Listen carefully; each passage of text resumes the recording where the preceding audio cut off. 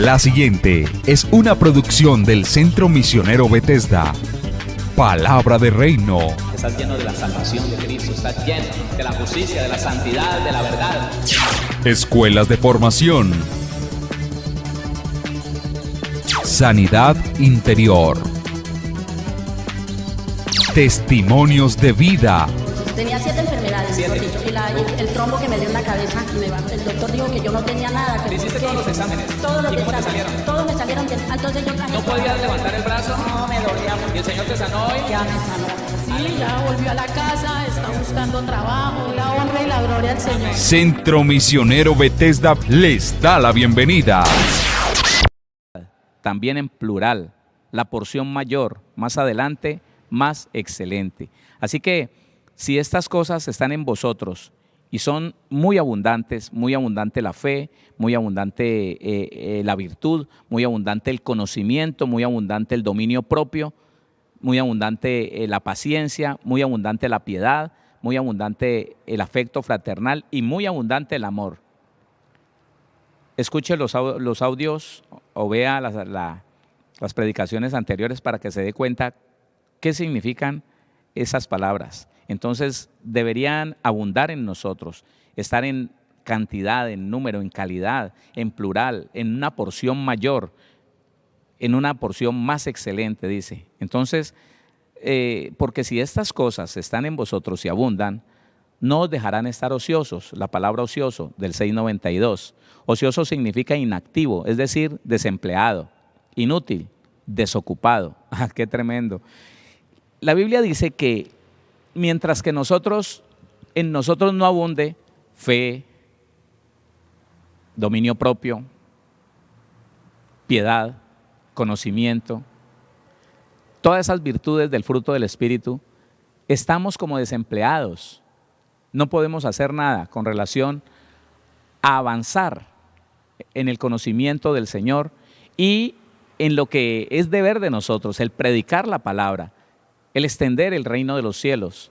No, vamos a estar ociosos y qué bueno, dice que desempleado, la palabra ocioso, inactivo, es decir, desempleado, inútil, desocupado. Meditemos por un momento en esto, mi hermano.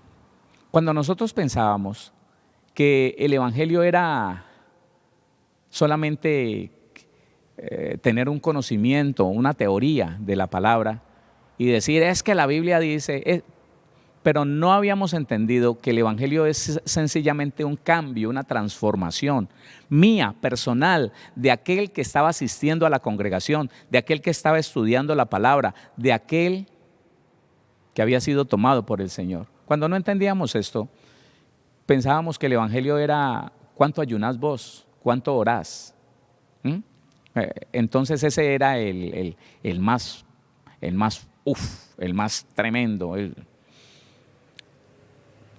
Y se daba eso, ¿no? Se daba que a la persona se le llamaba una persona madura porque ayunaba y oraba mucho, pero no tenía ni la virtud. Oiga, póngale cuidado, no tenía fe, no tenía virtud, no tenía conocimiento, no tenía dominio propio. Era una persona que se llenaba de ira, se deprimía fácil, se llenaba de confusión, de tristeza, de nostalgia, se volvía una persona irritable. Era una persona irritable, no tenía esto, estaba ocioso, era inútil, estaba desempleado en cuanto a las cosas del reino de los cielos. Entonces Pedro está diciendo, porque si estas cosas están en vosotros y abundan, no os dejarán estar ociosos, ni sin fruto. Aquí hay otro significado, la palabra fruto. Sin fruto significa estéril, vacío, infructuoso. Y póngase a meditar lo que Pedro está diciendo. Primero dice que el que no tiene estas cosas y abundan en ellas, dice, está desocupado, está inactivo, es decir, es un inútil. Ahora le dice, es un estéril, no tiene fruto. Y ¿sabe una cosa? Vale la pena que nos acordemos de algo. En otro tiempo, a nosotros nos enseñaban que llevar fruto era ganar muchas almas. No. Si usted se pone a mirar, cuando el Señor Jesús habla del fruto, cuando la Biblia habla del fruto, cuando Pablo habla del fruto, está hablando de un fruto personal, de lo que yo produzco, el cambio que el Evangelio ha producido en mi vida. El cambio que se puede ver en esa persona que estudia la Biblia, en esa mujer que está en la presencia del Señor, buscando de Dios. Entonces, el fruto no es las almas que usted gane.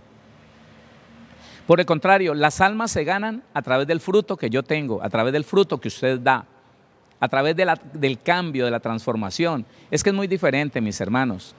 Es muy diferente que un cristiano en medio de una familia de inconversos, un cristiano se meta en ayuno, en oración, mantenga en la congregación, bueno, cuando podíamos estar en la congregación, mantenga en la congregación, descuide la familia y cuando se le dice, vea, pero es que usted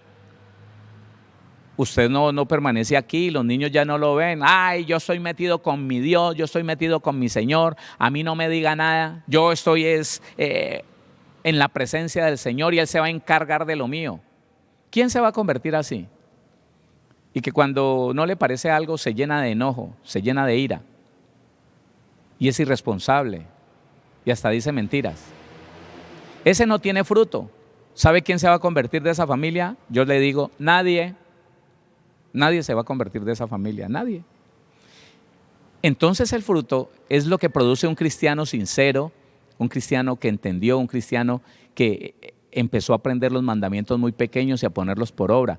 Porque los mandamientos grandes, Dios, en ese momento que nos tomó de las tinieblas a su luz admirable, de una manera milagrosa nos enseñó a repudiar esos pecados grandes.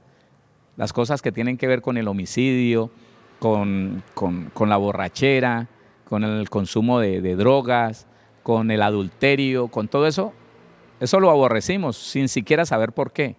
Pero cuando ya llegan los mandamientos muy pequeños, que tiene que ver con las obras de la carne, pleitos, contiendas, iras, disensiones, enemistades, entonces es diferente. Así que cuando un creyente da fruto en esto, es un hombre que, conociendo la palabra, está más pendiente de su esposa, está más pendiente de sus hijos, comparte más tiempo lo que no hacía antes, es más amable, es más comprensivo, es más responsable. Ahora se esfuerza más por traer todo a la casa. Mire, ¿sabe quién se convierte? Todos. Claro, esto es el Evangelio, cambió a mi papá, cambió a mi esposo, yo quiero ir.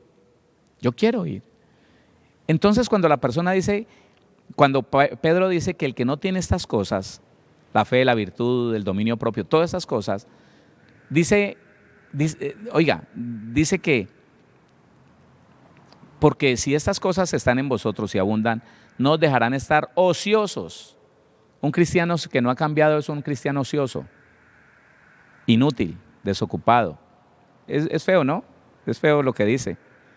Inactivo.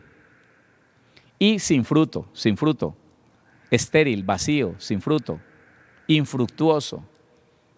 Ahora medite en esto, por favor, meditemos en esto.